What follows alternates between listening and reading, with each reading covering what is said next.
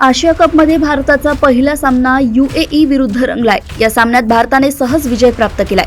आता भारताचा पुढील सामना पाकिस्तान विरुद्ध रंगणार आहे। हा बहुचर्चित सामना 14 सप्टेंबर रोजी दुबई येथे रंगणार आहे। आता भारत-पाकिस्तान T20 क्रिकेट सामना रद्द होणार असल्याचं समजतंय। भारत-पाकिस्तान सामन्याबाबत सर्वोच्च न्यायालयात जनहित याचिका दाखल करण्यात आली आहे। ही याचिका उर्वशी जैन यांच्या नेतृत्वाखालील 4 कायद्याच्या विद्यार्थ्यांनी दाखल केली आहे। याचिकाकर्त्यांच्या मते पहलगाम दहशतवादी हल्ला आणि ऑपरेशन सिंदूर नंतर पाकिस्तान सोबत क्रिकेट सामना आयोजित करणे राष्ट्रीय प्रतिष्ठेशी आणि जनभावनेशी खेळते। बार अँड बेनच्या अहवालानुसार याचिकेनुसार क्रिकेटला राष्ट्रीय हित, नागरिकांचे जीवन किंवा सशस्त्र कर्मचाऱ्यांच्या बलिदानापेक्षा वर ठेवता येत नाही।